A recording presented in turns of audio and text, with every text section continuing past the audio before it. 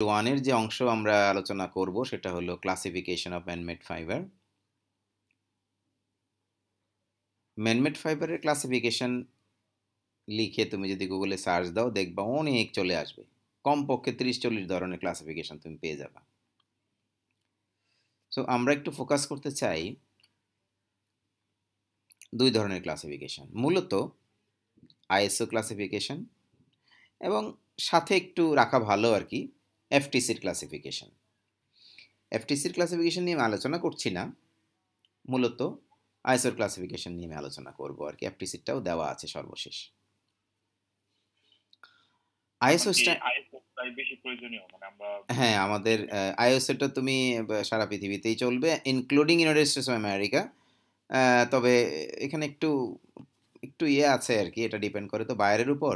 মানে আমেরিকা এখন অ্যাকসেপ্ট করে নিয়েছে, আগে তো আমেরিকাতে ঢুকতে পারতো না, এখন অ্যাকসেপ্ট করে নিয়েছে, কিন্তু সব বায়ার এটা আসলে এখনো পছন্দ করে না আইএসও, আমেরিকান বায়ারের কথা বলছি। সো আইএসও 2076 স্ট্যান্ডার্ডের মধ্যে তোমরা পাবা আইএসও স্বীকৃত সমস্ত টেক্সটাইল ফাইবারের নাম এবং সংজ্ঞা সেখানে দেওয়া আছে। অর্থাৎ আইএসও স্বীকৃত টেক্সটাইল ফাইবারের নাম এবং সংজ্ঞা জানতে হলে আমাকে আইএসও 2076 স্ট্যান্ডার্ড ফলো করতে হবে। তো এই স্ট্যান্ডার্ডের মধ্যে কি আছে? স্ট্যান্ডার্ডটা কপি করা যায় না, যেহেতু আইএসও এটা নিষেধাজ্ঞা দিয়েছে, এই জন্য আমরা কপি করতে পারি না। তো ওখান থেকে তথ্য সংগ্রহ করে আমরা উপস্থাপন করতে পারি। আইএসও ম্যানমেড ফাইবারকে দুই ভাগে ভাগ করেছে, একটা হলো অর্গানিক ম্যানমেড ফাইবার, আরেকটা ভাগ হলো inorganic man-made fibre.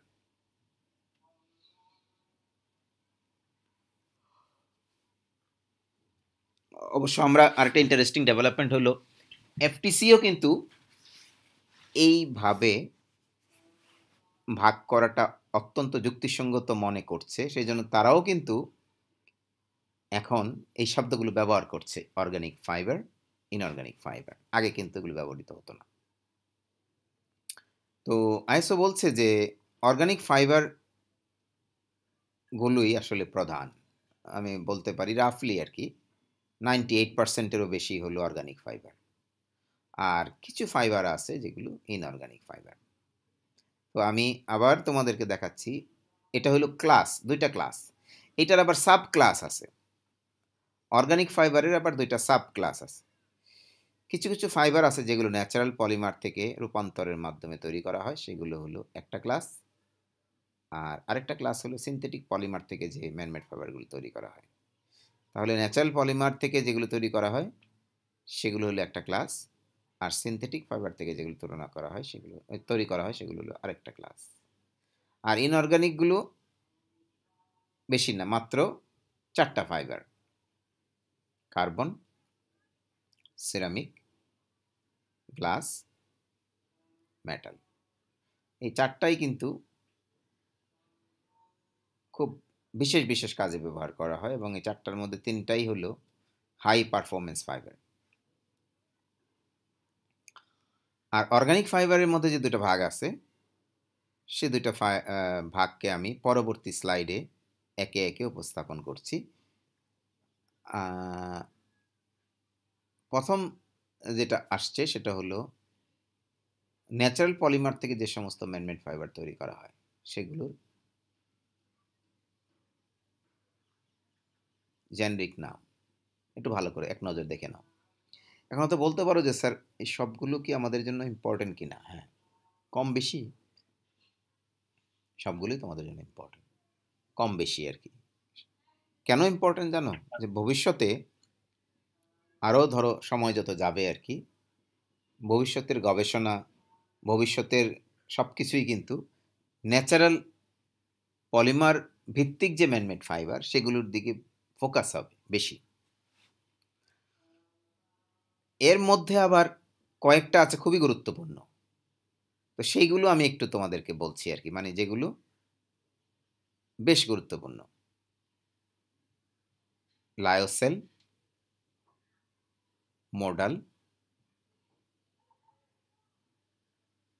Viscose, acetate, ট্রাইএসিটেট। আলজিনেট। তাহলে বাদ গেল কয়টা? মাত্র 2টা বাদ গেল, কিওপ্রো আর ইলাস্টোডাইন। এগুলা গুরুত্ব কম। আলজিনেট মাঝামাঝি গুরুত্ব সম্পন্ন। তাহলে বেশি গুরুত্ব সম্পন্ন কোনগুলো? ওই যে প্রথমে যেগুলো বললাম, লায়োসেল, মোডাল, ট্রাইসিটেট, ভিসকোস, এসিটেট। এই ফাইবারগুলো সম্পর্কে কম বেশি আমি আলোচনা করব, আমি আরো পরে করব আর কি, আমরা মাত্র শুরু করলাম। স্যার এগুলা কি তাহলে পলিমারের নেম, যেগুলো থেকে আমরা মানে ম্যানমেড ভাবে তৈরি করব? না না না, এটা ফাইবারের জেনেরিক নাম, ম্যানমেড ফাইবারের জেনেরিক নামগুলো বলছি। ও তার মানে ওই পলিমারের নামটা এখানে বলা হয় নাই, মানে পলিমারের নামটা এখানে আমরা বলি নাই। আমরা বলছি হলো ম্যানমেড ফাইবার, আইএসও স্বীকৃত ম্যানমেড ফাইবারের নাম। এবং এগুলো এতটুকু বলছি যে ন্যাচারাল পলিমার থেকে তৈরি করা হয়, ওই যে আগের স্লাইডে যেটা দেখছো। আর এখনকার স্লাইডে যেগুলো দেখছো এগুলো হলো সিনথেটিক পলিমার থেকে তৈরি করা হয়। পলিমারের নাম কিন্তু বলছি না। এখন তুমি হয়তো বলতে পারো যে স্যার এই যে একটা নাম দেখছি আমি, এটা তো পলিমারের নামটা এখানে চলে আসছে। হইতে পারে পলিমারটাকে ওই নামে ডাকা হয়, কিন্তু পলিমারের স্পেসিফিক নাম এখানে আসে নাই, কোনোটাই আসে নাই। ক্যাটাগরিটা আসছে। যেমন মনে করো আমি একটা যদি বলি পলিয়েস্টার, এক কথায় যদি বলি পলিয়েস্টার, তো পলিয়েস্টার কি? এটা হলো একটা ম্যানমেড ফাইবারের নাম। কিন্তু তুমি আরেকটু চিন্তা করো, তুমি হয়তো বলতে পারো স্যার এই নামে তো পলিমারও আছে, যেহেতু পলি কথাটা লেখা আছে, পলিয়েস্টার। হ্যাঁ, আমরা কোনো পলিমারকে, কোনো একটা পার্টিকুলার পলিমারকে আমরা পলিয়েস্টার বলি, কিন্তু সেই পলিমারের নাম তো ভিন্ন। সেই পলিমারের নাম হলো পিইটি, পলিইথিলিন টেরেথালেট। সেই পলিমারের নাম তো পলিয়েস্টার না, সেটা হলো পলিয়েস্টার একটা টাইপ অফ পলিমার। সো এখানে পলিমারের স্পেসিফিক নাম আসে নাই, কিন্তু পলিমারের জেনারেল নাম, জেনারেল নাম মানে কি টাইপ, সেটা আসতে পারে, কোনো সমস্যা নাই। আমরা তো বলেছি যে জেনেরিক নামগুলো কোত্থেকে আসে। জেনেরিক নামগুলো আসে টেকনোলজি থেকে আসে, জেনেরিক নামগুলো আছে প্রপার্টি থেকে আসে। তাহলে কোনোটা আসবে প্রপার্টি থেকে, কোনোটা আসবে টেকনোলজি। টেকনোলজি মানে কি প্রস্তুত করতে গিয়ে যে পলিমার বা তার কোনো অংশ থেকে আসতে পারে, সেভাবে আসছে আর কি নামটা। তাহলে এখানে যে নামগুলো আছে সবই কি আমাদের জন্য গুরুত্বপূর্ণ? না, সবই আমাদের জন্য সমান গুরুত্বপূর্ণ নয়। তাহলে সবচেয়ে বেশি গুরুত্বপূর্ণ যেগুলো, সেগুলো আমি একটু উচ্চারণ করে বলছি আর কি, বলছি সেগুলো: acrylic, aramid, ইলাস্টেইন,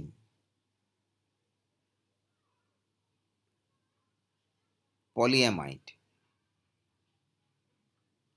polyester, polyethylene, polylactide, polypropylene. তাহলে আমি যে নামগুলো বললাম এইগুলো যথেষ্ট গুরুত্বপূর্ণ ম্যানমেড ফাইবারের নাম, যেগুলো সিনথেটিক পলিমার থেকে তৈরি করা হয়।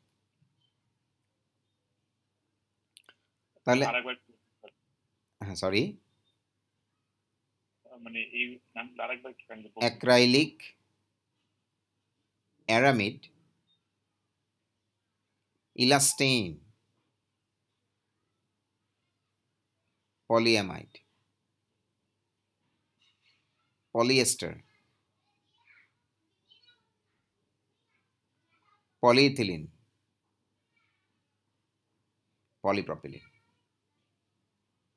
এগুলো হলো গুরুত্বপূর্ণ ম্যানমেড ফাইবারের নাম, যেগুলো সিনথেটিক পলিমার থেকে তৈরি করা হয়।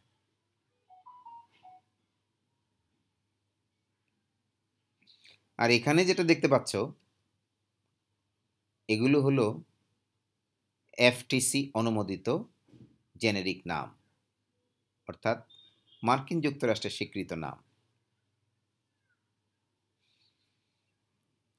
এবং অনেক ফাইবারই কিন্তু আসলে আমেরিকাতে প্রথম আবিষ্কৃত হয়, সেই হিসাবে আমেরিকানরা তাদের ফাইবার, তাদের বিশেষ ধরনের ফাইবারের স্বীকৃতি আগে দিয়ে ফেলেছে, কিন্তু আইএসও সেগুলোকে পরে রিকগনাইজ করেছে।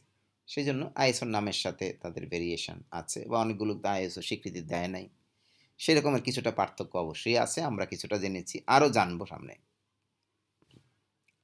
তো আপাতত এই জায়গায় মডিউল 1-এর সমাপ্তি।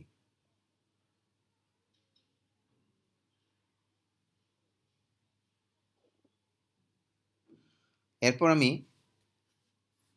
মডিউল 2 নিয়ে আলোচনা শুরু করতে চাই।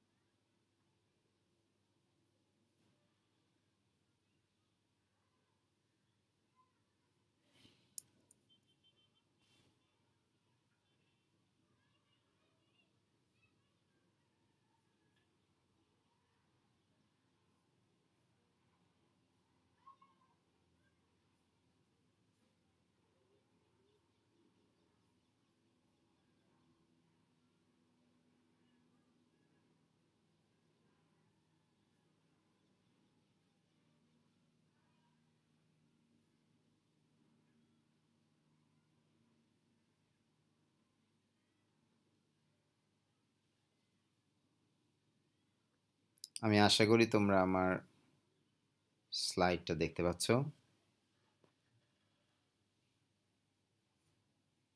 দেখতে পাচ্ছ না? জি স্যার। আচ্ছা, ঠিক আছে, আমরা শুরু করছি মডিউল নাম্বার 2। এবং এই মডিউলের যে টাইটেল সেটা হলো global man-made fibre industry.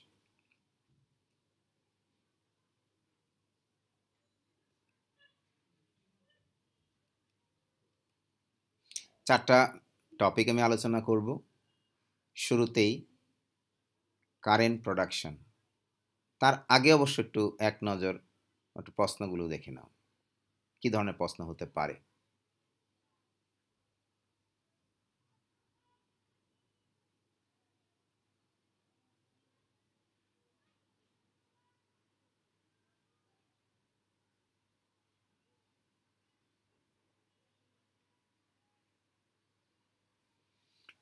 Current প্রোডাকশনে লেটেস্ট ইনফরমেশন আলোচনা করার কথা, তবে আমি একেবারে লেটেস্ট ইনফরমেশন এখানে সন্নিবেশিত করি নাই। কিছু তোমাদের বাড়ির কাজ আছে, তোমরা 2001 সালের ইনফরমেশন নিয়ে আমাকে এরপরের ক্লাসে, এবং যখন ইনফরমেশনগুলো তোমরা পড়বা সেখান থেকে তোমরা একটা স্লাইড তৈরি করবা, হ্যাঁ, সিঙ্গেল স্লাইড, সাথে ওই যে যেখান থেকে তুমি নিয়েছো ইনফরমেশনটা সেটা একটা স্ক্রিনশট রেখে দিবা, যাতে পরে আমি যদি বলি স্ক্রিনে শেয়ার করো তাহলে তোমরা আমার সাথে শেয়ার করতে পারো। ঠিক আছে, তাহলে আমি সেই আলোচনাটা শুরু করছি। প্রথমে দুইটা গ্রাফ, বাম দিকের গ্রাফটার দিকে তাকাও। সরি, আমি কথাটা বুঝতে পারি নাই। 2001 সালে গ্লোবাল ফাইবার প্রোডাকশনটা নিয়ে স্যার আমরা স্লাইড বানাবো স্যার। হ্যাঁ, প্রোডাকশন এবং কনজাম্পশন এগুলো নিয়ে স্লাইড বানাবা। আমি বলছি মিনিমাম একটা স্লাইড বা দুইটা স্লাইড। আচ্ছা স্যার, শুধু 2001 সালে? 2001 সালে। আচ্ছা আচ্ছা, সরি 2021 সালে আর কি। আচ্ছা, এখন তোমাদের সামনে যেটা আছে সেটা দেখাচ্ছি আর কি। তোমাদের সামনে আছে হলো, বাম দিকে তাকাও, 110 বছরের একটা স্ট্যাটিস্টিক্স আছে, দেখো 1900 সাল থেকে শুরু করে 2010 সাল পর্যন্ত ইনফরমেশন এখানে দেওয়া আছে, ডেটা দেওয়া আছে। তাহলে 1900 থেকে শুরু করে 2010, মানে 110 বছরের যে ডেটা এখানে দেওয়া আছে, সেখান থেকে আমরা বুঝতে পারি, অনেক কিছুই বুঝতে পারি। আমি একটা দুইটা কনক্লুশন বলছি আর কি। একটা হলো যে সবুজ কালারের দেখতে পাচ্ছ যেটা, সেটা হলো পপুলেশনের গ্রাফ, আর মেরুন কালারের যেটা দেখতে পাচ্ছ বা একটু লালচে লালচে যেটা দেখতে পাচ্ছ, এটা হলো মানে টেক্সটাইল ফাইবার প্রোডাকশনের গ্রাফ। তো টেক্সটাইল ফাইবার বলতে এখানে ন্যাচারালও আছে, ম্যানমেড, দুইটাই আছে। গ্রাফটার দিকে যদি মনোযোগ সহকারে তাকাও, তুমি ভালো করে যদি দেখো, তাহলে দেখবা যে 1900 সাল থেকে শুরু করে 1950 সাল পর্যন্ত মোটামুটি প্যারালাল ছিল দুইটা গ্রাফ, কাছাকাছি আর কি, মানে অ্যাঙ্গেলটা সেম ছিল। অ্যাঙ্গেল সেম হলো, গ্রোথ রেটটা সেম, অর্থাৎ পপুলেশন বাড়ছে, একই রেটে ফাইবারের মানে প্রোডাকশনও বাড়ছে। কিন্তু 1950 সালের পর থেকে চেঞ্জ হওয়া শুরু হলো দেখো, এবং 2010 সালে গিয়ে দেখি আমরা একেবারেই ভিন্ন রকমের এক চিত্র।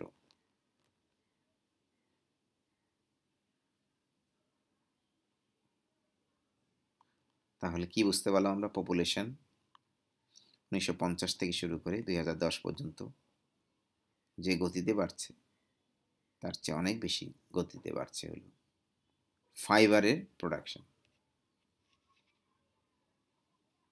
কেউ কি বলতে পারবে কারণ কি হইতে পারে সম্ভাব্য?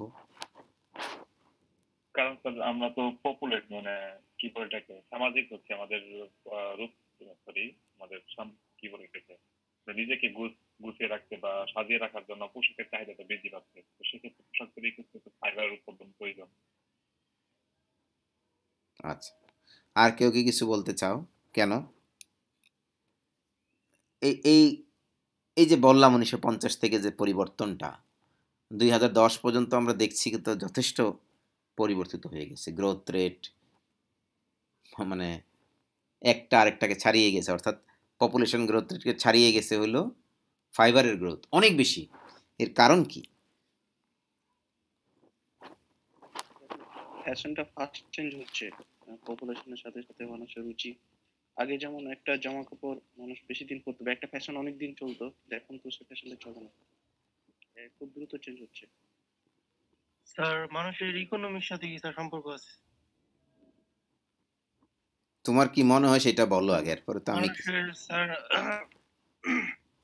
মানুষের আর্নিং বৃদ্ধি পেয়েছে স্যার, যার কারণে স্যার মানুষ আর কি জামা কাপড় বেশি কিনছে এই পর থেকে স্যার।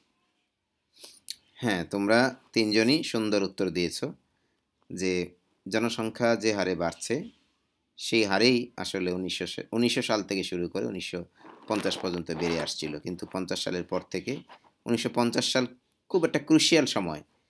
দেখো 1945 সালের শেষের দিকে গিয়ে দ্বিতীয় বিশ্বযুদ্ধ শেষ হলো, তার মানে 5 বছর পরে। তো দ্বিতীয় বিশ্বযুদ্ধ শেষ হওয়ার পরেও মানুষের মধ্যে অভাব ছিল অনেক, কারণ অনেক মানুষ যুদ্ধে মারা গিয়েছে, কারখানা বিধ্বস্ত হয়েছে, ঘরবাড়ি ব্রিজ ধ্বংস হয়ে গেছে, শহর ধ্বংস হয়ে গেছে। এগুলিকে পুনর্গঠন করতে একটা সময় লাগে। কীরকম সময় লাগে? রাফলি বলছি 4 থেকে 5 বছর মিনিমাম।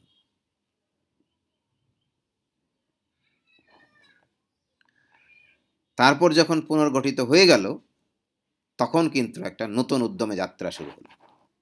মানুষের চাকরি হলো অনেক, নতুন নতুন ইন্ডাস্ট্রি হলো, চাকরি হলো, টাকা হাতে আসলো। তখন মানুষ আর একটা দুইটা জামা আগে যেরকম পরতো সেরকম না পরে 2টার জায়গায় 4টা, 4টার জায়গায় 6টা, 6টার জায়গায় 8টা, এরকম বেশি বেশি জামা কিনতে লাগলো। কারণ একটা দিয়ে তার মানে তার স্যাটিসফ্যাকশন হচ্ছে না, সে অন্য কালার চায়, অন্য কালারের জামা চায়, এই কালারের থেকে একটু ভিন্ন কালার। বাসায় কিন্তু ওয়ার্ড্রোব ভর্তি কাপড়, তারপর আবার আরেকটা কিনছি, আবার ভালো লাগে, এটা সুন্দর লাগে, এইটা ভালো লাগে, বিভিন্ন ডিজাইন আসছে। আবার আগে পরতো মনে করো একটা কাপড়ই 2 বছর 3 বছর 4 বছর, এখন হয়ে গেল কি একটা 6 মাস, 1 বছর, এমনকি 3 মাস, এরপরে ফেলে দিল। তাহলে এই যে বেশি বেশি কাপড় দরকার মানুষের এই চাহিদা পূরণ করার জন্য, দরকার বলেই কিন্তু ফাইবারের প্রোডাকশন দ্রুত গতিতে বৃদ্ধি পেল। চাহিদা না থাকলে তো আর প্রোডাকশন হবে না। সো এইভাবে আমরা দেখতে পাচ্ছি। এবং শুধু কি কাপড়ের কথা বললাম, গায়ে জামা কাপড় না, ঘরের হোম টেক্সটাইল, টেকনিক্যাল টেক্সটাইল, আস্তে আস্তে কিন্তু ওই দিকেও মানুষের ব্যবহারটা বাড়তে লাগলো। এই ফাইবারের ব্যবহার মানুষের, এখন তুমি যদি বলো রুচির কথা, তার সাথে সাথে মানুষের প্রয়োজনটাও আছে, তার সাথে সাথে মানুষের ইকোনমিক পাওয়ার, হাতে টাকা, ক্ষুধার্ত মানুষ থাকলে তো আর কাপড় কিনতে পারবে না, কারণ সে খাবার কিনবে। কিন্তু খাবারের কেনার পরেও যদি হাতে টাকা থাকে তখন কাপড় কিনবে। একটা কাপড় কেনার পরেও আরও টাকা থাকলে আরেকটা কিনবে।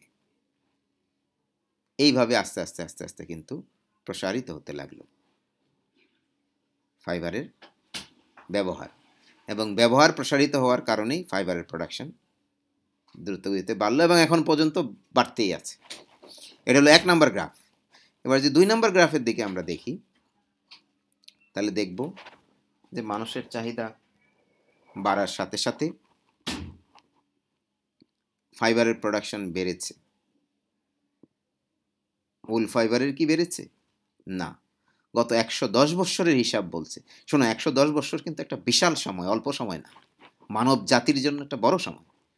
সো 110 বছরের হিসাব বলছে উল ফাইবারের প্রোডাকশন তেমন একটা বাড়ে নাই, বরং 1950 সালের পরের থেকে আমি বলবো কমেছে। দেখো, কমেছে, কারণ ম্যানমেড ফাইবার আমরা এখন ব্যবহার করছি উইন্টারের সময়, হ্যাঁ, শীত নিবারণের জন্য উলের পরিবর্তে। উলের দাম বেশি এবং এটার সাথে অনেক কিছু আছে। কিন্তু অস্ট্রেলিয়া হয়তো এখন পর্যন্ত তাদের হাই প্রোডাকশন আছে, কিন্তু পৃথিবীর অন্যান্য দেশে যারা উল এক সময় প্রোডাকশন বেশি করতো তারা আস্তে আস্তে কিন্তু কমিয়ে আনছে, because it's a costly fibre এবং এটা মেনটেনেন্স করাও ডিফিকাল্ট। স্যার, অন্য কোনো ফাইবার থেকে মানে উলের মতো ফিল দিতে পারে, মানে মানুষকে আয় আসার জন্য এরকম কিছু? এই যে মনে করো আমি তোমাদেরকে বলছিলাম কিনা বা তোমরা দেখেছো কিনা, আমরা উল ফাইবার ব্যবহার করি কেন? শীত, মূলত শীতের সময়, শীতের জন্য, শীত নিবারণের জন্য। আমিও যখন ছাত্র হিসাবে প্রথম জাপানে যাই, প্রথম যখন মানে বরফ পড়া শুরু হয় আর কি, সে যে কি শীত, হ্যাঁ, বরফ না পড়লেও কিন্তু মনে করো টেম্পারেচার 1 ডিগ্রি বা 0 ডিগ্রি, আর বরফ যখন পড়া শুরু হয় -1, -2, -3, -4, -5, -6, -7 যখন যেতে থাকে তখন তুমি মানে হাড় ভাঙ্গা শীত। তো শুরুতেই আমি উলের সোয়েটার কিনেছি। অ্যাক্রিলিকের সোয়েটার ওখানে খুব একটা পাওয়া যেত না তখন, তো উলের সোয়েটার অনেক এক্সপেন্সিভ, ধরো বাংলাদেশি টাকায় 17,000 18,000 টাকা দিয়ে কিনলাম, কিন্তু তারপরেও শীত মানে না। আর উলের সোয়েটারের প্রবলেমটা কি জানো? যে যখন আমি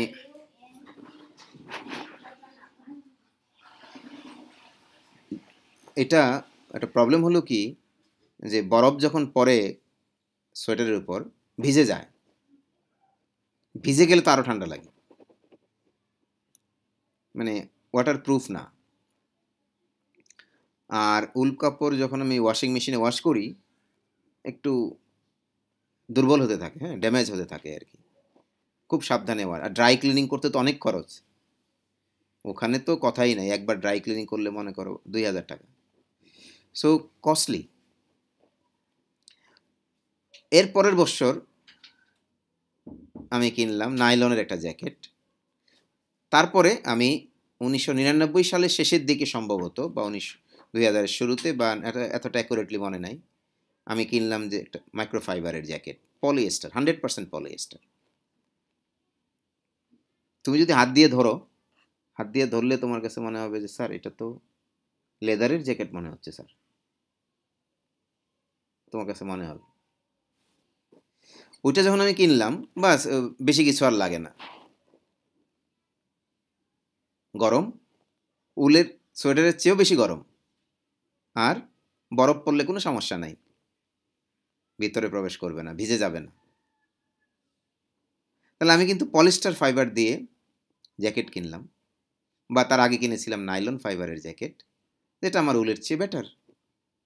তাহলে পলিস্টার এবং নাইলন দুটোই তো ম্যানমেড ফাইবার। আমরা এইরকমভাবে অনেক ক্ষেত্রে, তো মনে করো এমনকি ঘরের ক্ষেত্রেও, আমি তো এটা অ্যাপারেল বললাম, ঘরের ক্ষেত্রেও ধরো আগে আমরা ব্যবহার করতাম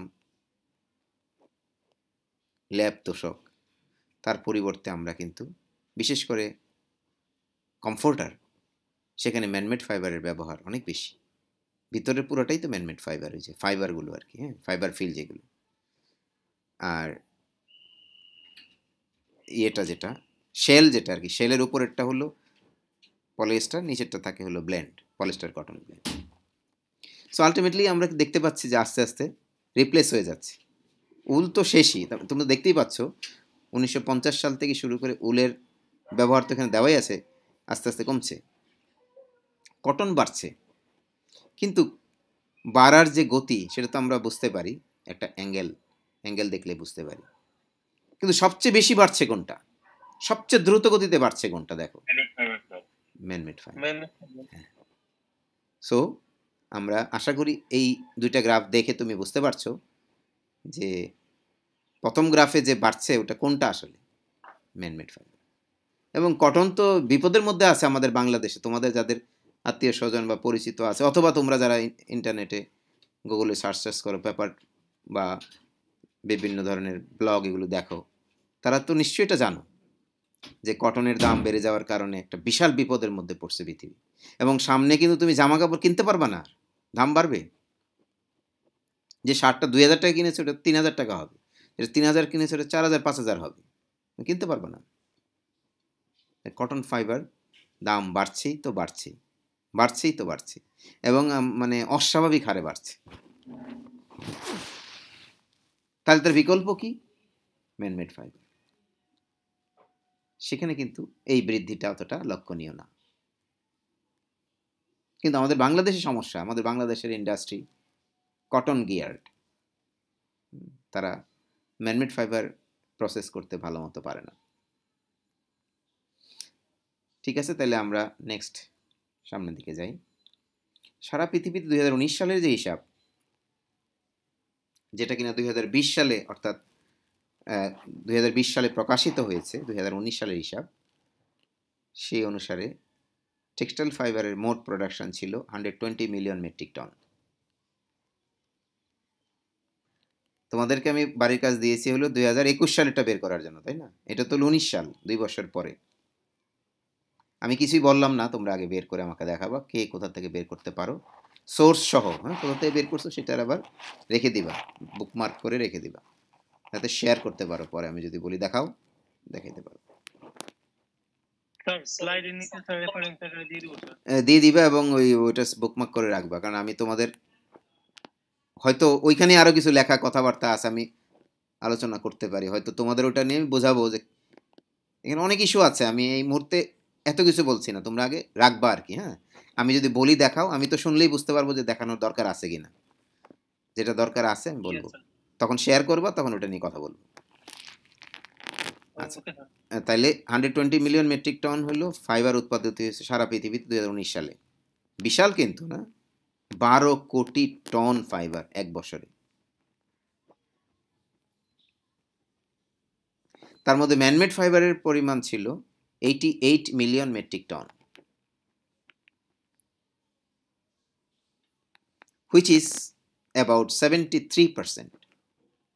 আমার মনে হয় আর বেশি কিছু বলার নাই, তোমরা বুঝতে পারছো যে বর্তমান পৃথিবীতে টেক্সটাইল ফাইবার বলতে তার একটা বড় অংশ জুড়ে আছে হলো ম্যানমেড ফাইবার, 4 ভাগের 3 ভাগ প্রায়। এটা আমাদের জন্য একটু বিপজ্জনক এবং ওয়ার্নিং সাইন আমি বলবো আর কি। ভবিষ্যতের কথা বলছি, আমাদেরকে এখনই যদি আমরা চেঞ্জ না করতে পারি, এটা বিপজ্জনক দিকে যাবে বা যাচ্ছে।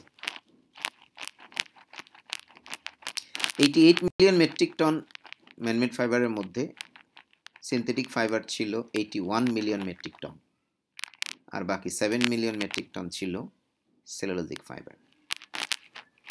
So cellulosic fibre it's a big group coming up, আস্তে আস্তে বড় হচ্ছে।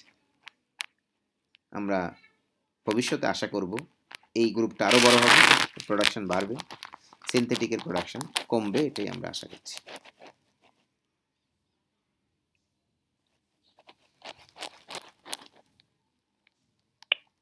তারপরে আমি যদি তোমাদেরকে একটু কনজাম্পশনের দিকে নিয়ে যাই,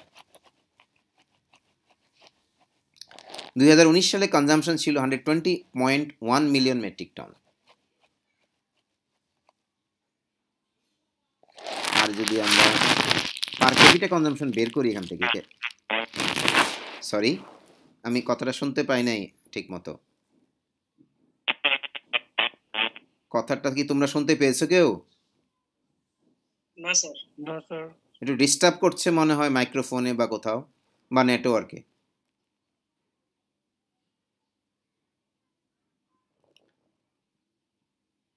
$120.1 মিলিয়ন মেট্রিক টন হলো কনজাম্পশন, ব্যবহার, আর প্রোডাকশন তো বলেছি আগে 120 মিলিয়ন মেট্রিক টন।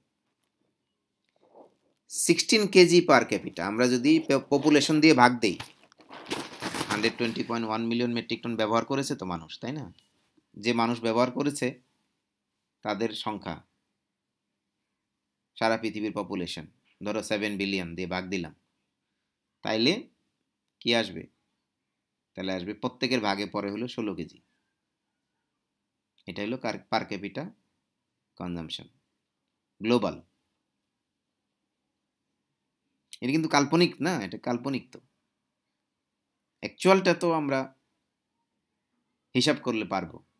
তো অ্যাকচুয়ালটা যদি আমি দেখতে যাই, এটা অবশ্য একটু আগের হিসাব, এটা প্রায় 4-5 বছর আগের হিসাব আর কি। এটা হলো অ্যাকচুয়াল। পার ক্যাপিটা দেখছো, এবার অ্যাকচুয়ালটা দেখো। এখান থেকে আগে ভালো করে দেখো, আগে আমি কিছু বলার আগে তোমাদের কোনো কোশ্চেন থাকলে আমি সেটা অ্যাড্রেস করব।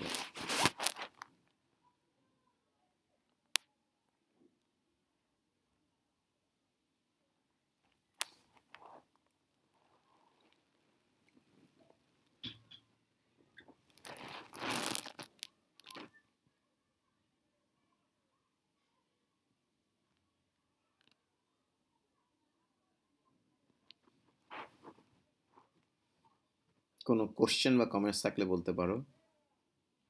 এটা হলো অ্যাকচুয়াল কনজাম্পশন।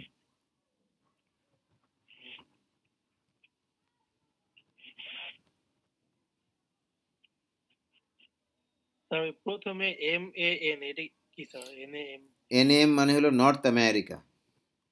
এখানে NAM বলতে আসলে হ্যাঁ মূলত America, United states of America, USA এবং কানাডারটা এখানে আছে, USA এবং কানাডা।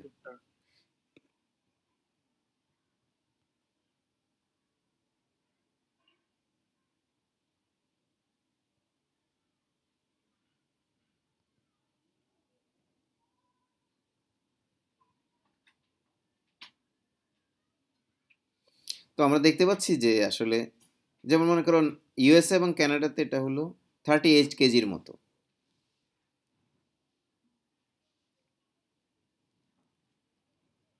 এভারেজ ওয়ার্ল্ড এভারেজ হলো 16 কেজি।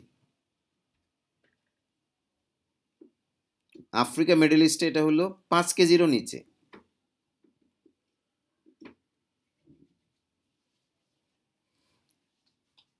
আচ্ছা, কোনো কোশ্চেন থাকলে আর 2-1 মিনিট রাখছি, করবা, নয়তো আমি নেক্সট এতে যাব আর কি। স্যার 16 কেজি বলতে আমি ঠিক বুঝলাম না স্যার।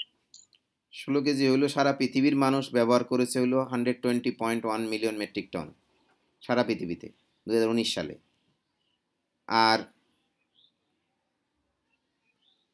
যে মানুষ এটা ব্যবহার করেছে তাদের সংখ্যা কত? 7 বিলিয়ন। তাহলে 120.1 million metric ton divided by 7 billion, একজনের ভাগে কতটুকু পড়লো? 16 কেজি। 17.15 কেজি। এটা হইলো না 7 বিলিয়ন তো আমি অ্যাপ্রক্সিমেটলি বলছি, অ্যাকচুয়াল যেটা পপুলেশন আর কি। আমার কথা বুঝছো? ওয়ার্ল্ড পপুলেশন 2019 সালে কত ছিল এটা বের করো, বের করে ওটা দিয়ে ভাগ দিলে হবে 16 কেজি। আচ্ছা আচ্ছা স্যার। এখন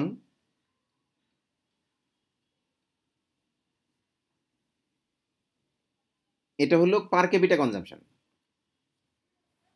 কাল্পনিক।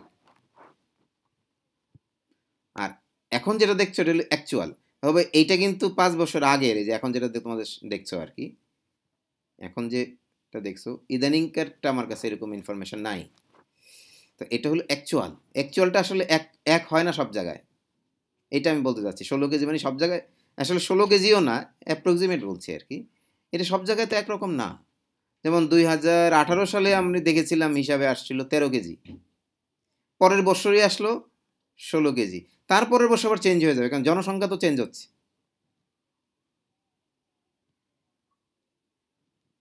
আচ্ছা, এখন স্যার এখানে কোন কোশ্চেন আছে কিনা দেখ। জি স্যার, স্যার সব জায়গায় স্যার ম্যানমেড ফাইবারটা বেশি স্যার, কিন্তু স্যার টার্কির ক্ষেত্রে স্যার সমান, টার্কি ইন্ডিয়া। এটা তো ওই যে ওই দেশের মানুষের ব্যবহার, এটা বলা স্যার খুব মানে কঠিন। স্যার কেন, মানে এই প্রশ্নের উত্তর কঠিন, তবে কিছুটা বোঝা যায়। কিভাবে বুঝতে পারবা তুমি, আমি সেটা বলি। শীত প্রধান দেশ যেগুলো আর কি, সেখানে ম্যানমেড ফাইবারের বেশি তুমি ব্যবহার পাবা। আচ্ছা, গরম Yes, sir. প্রধান দেশ যেগুলো, সেগুলোতে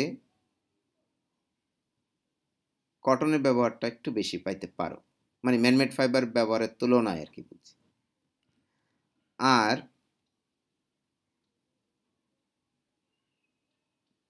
উন্নত যেগুলো টেকনোলজিক্যালি ডেভেলপ যেসব দেশ, সেখানে তুমি ম্যানমেড ফাইবারের বেশি ব্যবহার পাবে। একটু অনুন্নত দেশ, সেখানে আবার তুমি কটনের ব্যবহার বেশি পাবে।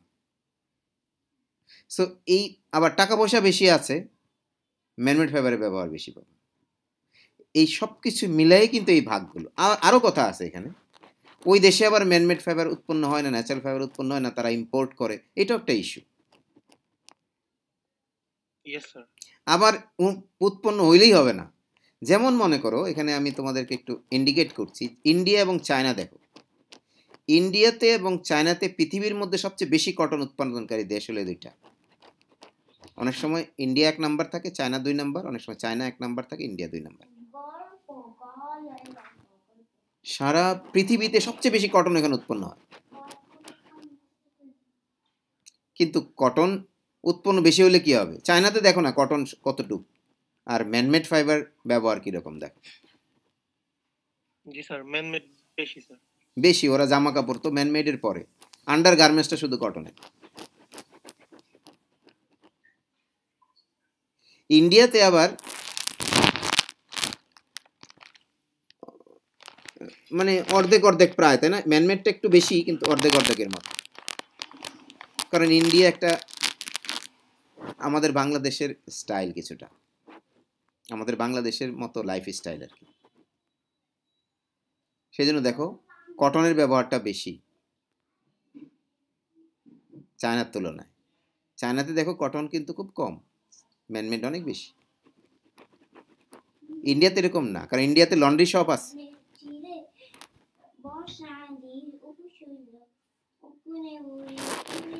Yes, sir.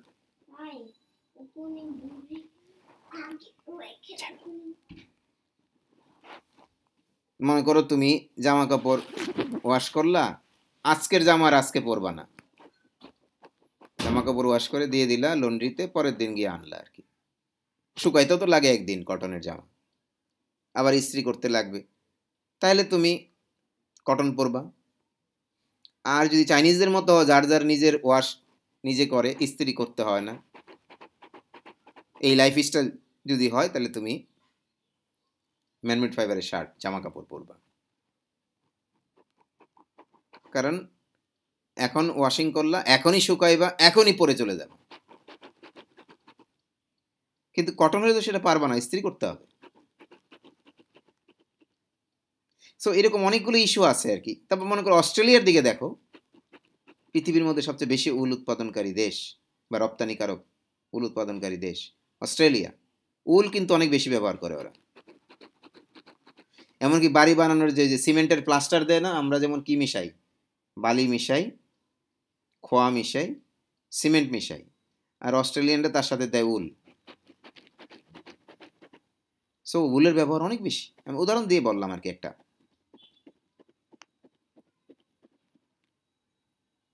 বাকি পৃথিবীর কোথাও দেখো উল খুব সীমিত, কিন্তু খুব সীমিত, খুবই সীমিত, কারণ দাম বেশি। শুধু কি দাম, ওই যে প্রতি বছর খরচ অনেক বেশি, ওয়াশিং করতেই খরচ, ড্রাই ক্লিনিং করতে খরচ, ওয়াশিং মেশিনে দিলে নষ্ট হয়ে যায়, ড্যামেজ হয়ে যায়, দুর্বল হয়ে যায় ফাইবার, শেপটা চেঞ্জ হয়ে যায় জামা কাপড়ের। তো এই ভেরিয়েশনটা আছে, এবং এই ভেরিয়েশন থেকে আমরা কিছুটা বুঝতে পারি যেখানে গ্রাফটা বেশি উঁচা মানে অনেক উন্নত দেশ, এটা বুঝতে পারি। দ্বিতীয় বুঝতে পারি ওরা ফ্রিকোয়েন্টলি জামা কাপড় চেঞ্জ করে। তৃতীয় বুঝতে পারি শীত প্রধান হইতে পারে, হওয়ার সম্ভাবনা আছে আর কি। শীত প্রধান হলে গ্রাফ উঁচা হবে। ইন্ডিয়া দেখো গ্রাফ অত বেশি উঁচা না, আফ্রিকা মিডল ইস্টে দেখো গ্রাফ কিন্তু নিচু, সাউথ আমেরিকাতে দেখো অতটা উঁচা না, তাই না? সাউথ এশিয়াতে দেখো অতটা উঁচা না, কারণ এটা ট্রপিক্যাল আবহাওয়ার দেশ। আর বাকিগুলি সব উঁচা উঁচা, কারণ দেখো সবগুলো হলো শীত প্রধান দেশ। সো এইভাবে আমরা কিন্তু ওই দেশের ক্লাইমেট সম্পর্কে, ইকোনমি সম্পর্কে অনেকটা বুঝতে পারি আর কি, তার গ্রাফের কনজাম্পশন দেখে টেক্সটাইল ফাইবার, এবং কতটা উন্নত এটা কিন্তু আমরা বুঝতে পারি। জি স্যার, জি স্যার, বুঝতে পেরেছি। আমার মনে হয় আমার ব্যাখ্যা তোমাদের বুঝতে পেরেছো। আচ্ছা, তারপর production advantages of man-made fibre.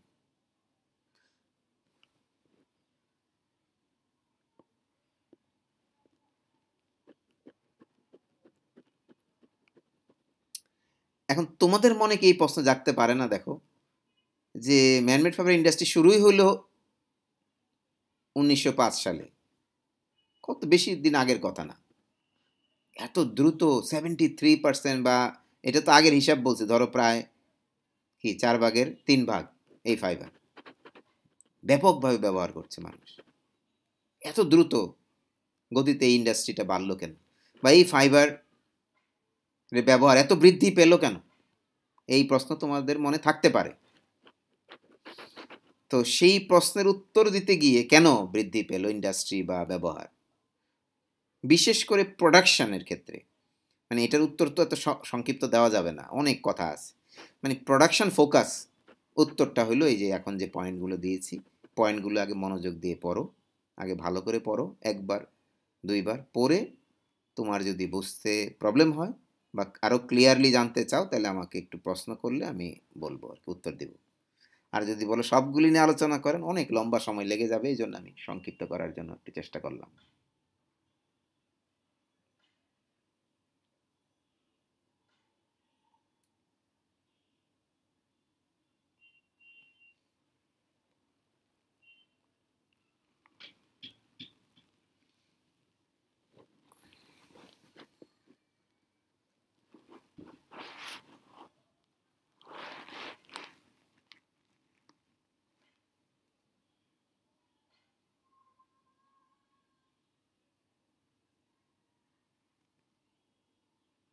Sir 3 নম্বরে স্যার সুইং এরিয়া স্যার কি?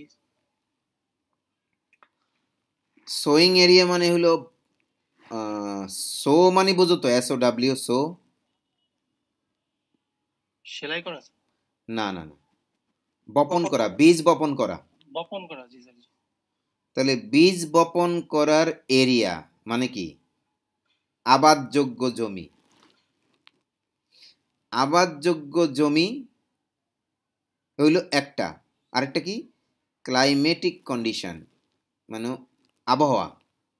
ক্লাইমেটিক কন্ডিশনটা হইল ওইখানকার জলবায়ু বা কোনো একটা পার্টিকুলার জায়গার জলবায়ু, আর সোয়িং এরিয়াটা হলো আবাদযোগ্য জমি। ইন্ডিপেন্ডেন্স মানে তো হলো স্বাধীনতা। তাহলে প্রোডাকশন করতে গেলে, ফাইবার যখন তুমি প্রোডাকশন করতে যাবা, তুমি যদি ন্যাচারাল ফাইবার হয় তাহলে এই দুইটা ফ্যাক্টরের উপর তুমি নির্ভরশীল, ক্লাইমেটিক কন্ডিশন, সোয়িং এরিয়া। যদি জমি না থাকে, আবাদযোগ্য জমি তো আস্তে আস্তে কমতেছে, তাহলে তুমি প্রোডাকশন বাড়াইতে পারবা কি?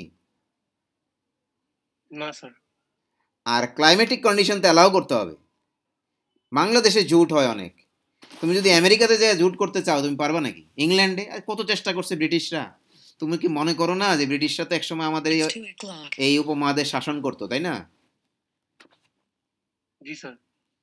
ব্রিটিশরা কত গবেষণা করেছে যে তাদের দেশে পাট উৎপাদন করার জন্য। আমাদের দেশ থেকে কৃষক নিয়ে গেছে, আমাদের দেশ থেকে পাটের বীজ নিয়ে গেছে, চারা নিয়ে গেছে, যে ঠিক আছে ওখানে ইংল্যান্ডে যদি ফলানো যায়। আচ্ছা ইংল্যান্ডে পারলো না, স্কটল্যান্ডে পারলো না, দেখ মানে আশেপাশে মনে করে যে নর্দার্ন আয়ারল্যান্ড বা ওখানে যদি হয় না, কোথাও সম্ভব হয়নি। মার্কিন যুক্তরাষ্ট্রে পর্যন্ত চেষ্টা করেছে। বাংলাদেশের আবহাওয়ার মতো আবহাওয়া ওখানে আছে না, ফ্লোরিডাতে, জি স্যার। কিন্তু ইকোনমিক্যালি ভায়াবল না, হয় সামান্য কিছু, বা ওইটা দিয়ে আসলে চলবে না আর কি, অনেক খরচ পড়ে যায়, হয় না। তো ক্লাইমেটিক কন্ডিশনটা ইম্পর্টেন্ট। আর স্যার মেইন টু কন্ট্রোল ওটা কি স্যার? হ্যাঁ sorry, means to control fiber ও parameters আচ্ছা during production. আচ্ছা বলছি, এটাকে শেষ করিনি। এই তাহলে ম্যানমেড ফাইবার যখন তুমি তৈরি করবা তখন তুমি কিন্তু ইন্ডিপেন্ডেন্ট, অর্থাৎ তুমি ফ্লোরিডাতেও করতে পারবা, ইংল্যান্ডেও করতে পারবা, বাংলাদেশেও করতে পারবা, ভারতেও করতে পারবা, তাইওয়ানেও করতে পারবা, অস্ট্রেলিয়াতেও করতে পারবা, চাইলে তুমি অ্যান্টার্কটিকা মহাদেশেও করতে পারো, তুমি যদি চাঁদের দেশে গিয়েও করতে পারবে ম্যানমেড ফাইবার। কারণ বীজ বপন করে সারটার দিয়ে করতে হয় না এটা, আর জলবায়ুর উপর নির্ভরশীল। জি স্যার, বুঝতে পেরেছি স্যার। আর এই means to control fibre parameters during production, এটা একটা গুরুত্বপূর্ণ ইস্যু। তোমরা তো কটন ফাইবার সম্পর্কে তো একটু জানো, তাই না? কটন সম্পর্কে বা ন্যাচারালগুলি সম্পর্কে তো একটু জানো ইয়েস স্যার। নাকি? পড়ছো না পড়তেছো এখন তোমরা? জি স্যার, আমরা পড়ছি তো স্যার আমাদের ফার্স্ট সেমিস্টারে। কটন ফাইবারকে তুমি যদি বলো যে ভাই আরো চিকন হও, আরো লম্বা হও, হবে? না স্যার। আরো চিকন, তাহলে তো সারা পৃথিবী সব কটন আরো চিকন হইতো। তুমি কি মনে করো না বিজ্ঞানীরা চেষ্টা করেছে? শত শত বছর ধরে কটনের তো ব্যবহার করছি আমরা, হাজার হাজার বছর যাবত, শত শত বছর যাবত চাষিরা চেষ্টা করেছে, সায়েন্টিস্টরা চেষ্টা করেছে এটার কোয়ালিটিকে ডেভেলপ করার জন্য, চেঞ্জ করার জন্য, এখনো চেষ্টা চলছে, এখনো স্টিল। কিন্তু আমরা আমাদের যে চাহিদা মতো কটন আসলে উৎপাদন করতে পারি না। বিশেষ করে আমরা যদি বলি সবচেয়ে ভালো কোয়ালিটির কটন পৃথিবীর কোথায় হয়, আমার ক্লাস করেছিল না অন্য কোনো অন্য কোনো শিক্ষকের ক্লাস করেছিল? র মেটেরিয়াল 1 স্যার আপনারই ছিল স্যার। তাহলে পৃথিবীর সবচেয়ে উন্নত মানের কটন কোথায় পাওয়া যায়? আমি তো বলেছি রাপল্যান্ড কটন। হ্যাঁ, রাপল্যান্ড কটন আমেরিকাতে। না না না, ভুলে গেছো। পৃথিবীর সবচেয়ে উন্নত মানের কটন কোথায় পাওয়া যায়? কোনটা? আমেরিকান পিমা। আমেরিকান পিমা একটা তার মধ্যে, কিন্তু তার চেয়ে উন্নত মানের মেবি সিল্ক ভালো পাওয়া যায়। সি আইল্যান্ড কটন ওয়েস্ট ইন্ডিজে পাওয়া যায়। তো এখন এই যে সবচেয়ে উন্নত, ওই রকম কটন তো আমরা চাই বাংলাদেশে হোক, হবে না? সো এটা কি আমি বললাম, ওই যে বললাম চিকন ফাইবার, লম্বা ফাইবার, এগুলো কি আসলে? এগুলো হলো ফাইবারের প্যারামিটার, ফাইবারের ধর্ম, আমি অন্য ভাষায় যদি বলি আর কি। এটাকে আমরা পরিবর্তন করতে পারবো? আমরা কখনোই পারবো না। কিন্তু ম্যানমেড ফাইবারের ক্ষেত্রে আমরা পারবো। আমরা চিকন বানাইতে পারবো, মোটা বানাইতে পারবো, ক্রস সেকশনের শেপটা চেঞ্জ করতে পারবো, সারফেস ক্যারেক্টারিস্টিক চেঞ্জ করতে পারবো, অনেক কিছু পারবো। এগুলি বললে হয়তো তোমাদের কাছে এই মুহূর্তে বোধগম্য হবে না আর কি। অনেক কিছু আমরা চেঞ্জ করতে পারবো। তাইলে একটা বিশাল অ্যাডভান্টেজ আমরা পেলাম। আর কোনো পয়েন্ট আছে যেখানে আমার কিছু বলা দরকার? স্যার মেনমেড ছাড়া কি স্যার অন্যান্য ফাইবারগুলো স্যার যেমন তেমন চেঞ্জ করা যাবে স্যার? না, ম্যানমেড ফাইবার ছাড়া অন্য ফাইবারের ক্ষেত্রে তুমি পারবা না। শুধুমাত্র ম্যানমেড ফাইবারের ক্ষেত্রে পারবে, যেহেতু ফাইবারটা আমরা নিজেরা তৈরি করছি, মানুষ তৈরি করছে। আর ওইটা তো আল্লাহ তৈরি করে দিছে, বা মনে করো যে প্রকৃতি তৈরি করে দিছে। মানে সবাই তো আর আল্লাহ বিশ্বাস নাও করতে পারে বা গড বিশ্বাস নাও করতে পারে, তাহলে প্রকৃতি তৈরি করে দিছে, প্রকৃতি তৈরি হচ্ছে, আর একটা মানুষ তৈরি করছে। মানুষ যেটা তৈরি করছে, মানুষ এটার প্রপার্টি চেঞ্জ করতে পারে, কিন্তু প্রকৃতি যেটা তৈরি করে দিচ্ছে ওটা চেঞ্জ করতে পারে। তুমি যদি বলো যে না স্যার আমরা বিজ্ঞান এবং প্রযুক্তি কাজে লাগায় একটু চেঞ্জ করতে পারবো নাকি সামান্য, একটু সামান্য সামান্য পারবা আর কি, সামান্য সামান্য পারবা, কিন্তু ভালো বেশি হবে যে আমি এটা আশ্বাস দিতে পারি না। যারা একটু জানো তারা তো বুঝতে পারবে। যেমন মনে করো 28 চাল আছে না, 28 চালকে রাইস মিলে গিয়ে পলিশ করে মিনিকেট বানাইছে, চিকন বানাইছো আর কি, হ্যাঁ, কিন্তু পুষ্টিগুণ তো হারিয়ে গেছে। স্যার নাম্বার অপশনটা আরেকবার বলতেন sir. Higher labour productivity. Higher labour productivity মানে হলো কি ইনপুট আউটপুট রেশিও। এখন ধরো তুমি যদি কটনের চাষ করো, তুলার চাষ করো আর কি, মানে কল্পনা করো, বা আমাদের দেশে তো পাট ক্ষেত আছে তাই না, পাটের চাষ, ন্যাচারাল ফাইবার চাষ করতে গেলে লেবার ইন্টেন্সিভ, মানে বেশি শ্রমিক লাগে, কিন্তু সেই তুলনায় আবার আউটপুটটা কম, প্রোডাকশনটা কম। তুমি চিন্তা করো মানে 3 মাস 4 মাস পরে প্রোডাকশন হয় তাই না। জুট পাটের আমাদের বাংলাদেশের মানুষ আমরা তো পাট চাষ সম্পর্কে তো জানি ভালো মতো তাই না, অন্যগুলি না জানি। তো আজকে বীজ বপন করলা, কালকে তুমি ফাইবার পেয়ে যাবে নাকি? সময় লাগে না। তাহলে এই কৃষক সেখানে অনেক পরিশ্রম করতে হয়, আজকে সার দিবে, কালকে পানি দিবে, এটা করবে ওইটা করবে, অনেক সময় অনেক একজন মানুষের অনেক শ্রম দিতে হয় না। আর ম্যানমেড ফাইবার তো তুমি এখন পলিমার দিবা এখনই ফাইবার হয়ে যাবে, মানুষও কম লাগে, মেশিন করতেছে সব অটোমেটিক। আমার কথা নিশ্চয়ই বুঝতে পারছো, প্রোডাক্টিভিটি আমি বলতে কোনটা, মানুষের শ্রমের তুলনায় তুমি আউটপুট অনেক বেশি, ইনপুটের তুলনায় আউটপুট অনেক বেশি পাবে, এইটা বলছি। আর মেশিন এফিসিয়েন্সি হলো যে মেশিন ব্যবহার যেগুলো করছি এগুলো খুব এফিশিয়েন্ট মেশিন, স্টপ নাই। আরে 24 ঘন্টা চলতেছে। তুমি মনে করো যে কটন যদি উৎপাদন করো, ধরো একটা কাল্পনিক একটা ইয়ে দিচ্ছি, মনে করো 10,000 শ্রম ঘন্টা যেখানে লাগবে, 10,000 মানুষ কাজ করে, একদিন কাজ করে ধরো কটন উৎপন্ন করলো, শ্রম ঘন্টা আর কি 10,000 মানুষ, ঠিক সম পরিমাণ ম্যানমেড ফাইবার তৈরি করতে লাগবে হয়তো 100 শ্রম ঘন্টা বা 80 শ্রম ঘন্টা। কোথায় 10,000, কোথায় 180, 150, তুলনা কি করতে পারি আমরা অনেক বেশি। তো এটা হলো কি শ্রম ঘন্টা, কেন বললাম কাল্পনিক, এটা বোঝানোর জন্য যে মেশিনের ব্যবহার এবং এফিশিয়েন্ট মেশিনের ব্যবহারের কারণে 24 আওয়ার্স আমার মেশিন চলতেছে তো কন্টিনিউয়াস। এখন যদি বলো যে স্যার এরকম কি আসলে আছে নাকি, আপনি কি দেখছেন নাকি? আমি তো আর বেশি জায়গায় যাইতে পারি না, তবে আছে কিনা সেটার খোঁজ নিতে হলে তোমাকে তো ম্যানমেড ফাইবার সম্পর্কে একটু পড়াশোনা করতে হবে, গুগলে সার্চ দিতে হবে। আমি তো খুব একটা বেশি দেশে যাই নাই, আমি মনে করো তুরস্কে দেখেছি আমি, পৃথিবীর মধ্যে সেকেন্ড লার্জেস্ট পলিয়েস্টার প্লান্ট, কিভাবে ডেফিনেটলি 24 আওয়ার্স চলছে, মাসের পর মাস কন্টিনিউয়াস প্রোডাকশন। আমি চায়নাতে দেখেছি বিশাল বিশাল পলিয়েস্টার প্লান্ট কন্টিনিউয়াস উৎপাদন করছে, এর তুলনাই তো হয় না। আমি যদি এখন এটা মাঠে গিয়ে করতে গেলে কত বছর লাগবে ফাইবার তৈরি। সো এই কথাটাই এই পয়েন্টের মধ্যে আমি উল্লেখ করেছি।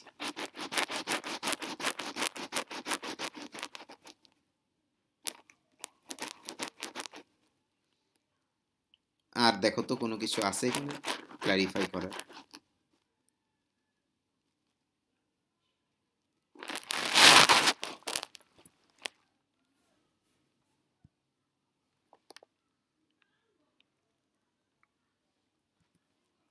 আছে কিছু আর, না আমি সামনে নেক্সট স্লাইডে যাব?